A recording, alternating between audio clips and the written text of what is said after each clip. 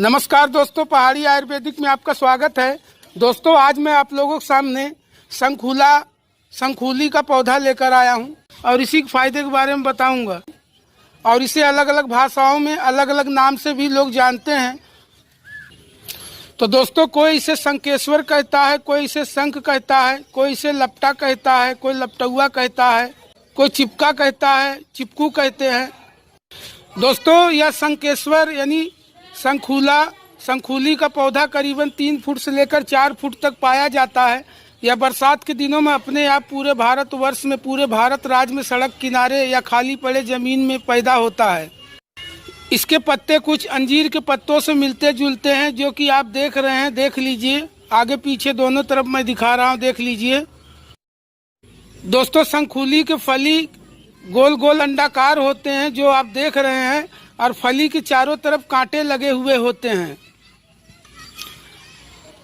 यह कांटे जब फली हरा हरा होता है तो नरम होता है, और जब फली सूख जाता है तो फली काला या ब्राउन कलर हो जाता है और कांटे भी कड़क हो जाते हैं।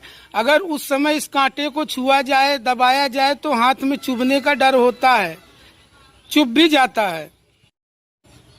दोस्तों, शंखेश्वर शंखूली छोटा धतूरा का फल जो है गुच्छों में लगता है, जो कि आप देख रहे हैं।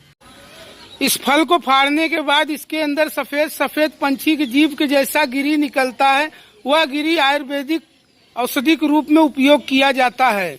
तो दोस्तों, मैं उम्मीद करता हूं आप इस जड़ी बूटी के पौधे को पहचान चुके होंगे। तो आओ चलो अब इसके फायदे के बारे में बात करें कि यह जड़ी बूटी हमारे शरीर के लिए कितना फायदेमंद है। दोस्तों, इस जड़ी बूटी छोटा धतूरे का पत्तों को पीसकर हल्दी और नमक मिलाकर त्वचा पे लगाने से त्वचा रोग ठीक होता है। दोस्तों, किसी भी प्रकार का जहरीला कीड़ा या बर्रे ततैया या मधुमक्खी ने काट लिया हो तो डंक मारे हुए स्थान पर इसके पत्तों को रगड़कर रस लगाने से जहर का असर खत्म हो जाता है और वहां पर झलका और सूजन भी नहीं पड़ता है और जलन भी नहीं होता है। इतना फायदेमंद होता है दोस्तों यह छोटा धतूरे के पत्ते का रस। दोस्तों, यहाँ तक कि अगर किसी को बिच्छू ने डंक मार दिया हो तो बिच्छू के डंक मारे हुए स्थान पर भी इसके पत्तों का रस रगड़ने से बिच्छू के जहर का असर कम होने लगता है। दोस्तों, अगर चेहरे पे फोड़े फुंसी है, पिंपल्स है, तो उस फोड़े फुंसी पिंपल को ठीक करने के लिए आप छोटे धतूरे के पत्तों को पीसकर उसमें फिटकरी और कुछ नींबू का रस मिलाकर लेप करते हैं तो चेहरे के फोड़े फुंसी जो है कुछ दिनों के अंदर ठीक हो जाएंगे। इतना फायदेमंद होता है दोस्तों चेहरे के लिए यह छोटा धतूरे का पत्ता। दोस्तों, यह छोटा धतूरे का पत्ता बालों के लिए भी काफी फायदेमंद होता है। अगर बालों में किसी भी प्रकार का कोई बीमारी है, जैसे चटनिया रोग है, धवल रोग है, या बाल उड़ रहा है, झड़ रहा है, या बाल समय से पहले सफेद हो गया है, तो इसके पत्तों को रस को निकालकर बालों के जड़ में रगड़ने से बाल के हर एक बीमारी ठीक हो जाते हैं। इतना फायदेमंद होता है दोस्तों यह छोटा धतूरे के पत्ते का रस।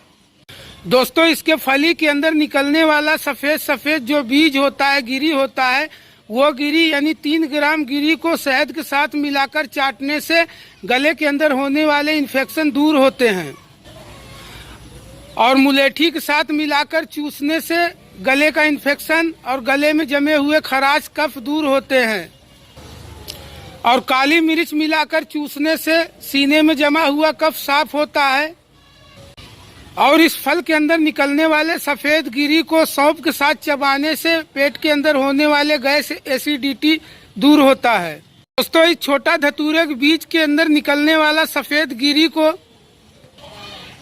जामुन के सिरका के साथ मिलाकर खाने से पेट के अंदर का बादी दूर होता है, पेट का जलंधर रोग दूर होता है, पेट का अतिसार रोग दूर होता है, पेट का आंव रोग दूर होता है।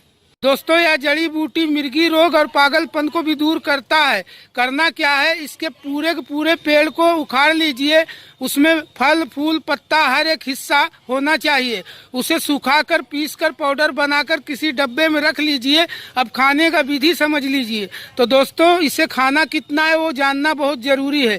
1 ग्राम इसका पाचक ले लीजिए और 1 ग्राम अश्वगंधा का पाचक और 1 ग्राम अकरकरा का पाचक और 1 ग्राम कसौदी का पाचक, पाचक माने पाउडर होता है, यानी पूरे पेड़ का बना हुआ जो पाउडर होता है, 5 चीज़ों से बना हुआ जो पाउडर होता है उसे पाचक कहते हैं। तो दोस्तों सभी पाचक को मिलाकर, यानी जो मैंने आपको बताया एक ग्राम, सबको मिलाकर उसमें 10 ग्राम शहद मिलाकर पागलपन वाले रोगी को या मिर्गी आने वाले रोगी को चटाइए सुबह शाम, करीबन 3 महीना तक। तो पागलपन और मिर्गी रोग शांत होने लगेगा, ठीक होने लगेगा। इतना फायदेमंद होता है दोस्तों यह छोटा धतूरा। तो दोस्तों इस छोटे धतूरे के खाने का डोज आप समझ लीजिए कि इसके कौन से पार्ट को कितना इस्तेमाल करना चाहिए, क्योंकि दोस्तों डोज यानी मात्रा जानना बहुत जरूरी होता है, क्योंकि किसी भी चीज का वह डोज या अधिक मात्रा में सेवन करना हानिकारक होता है।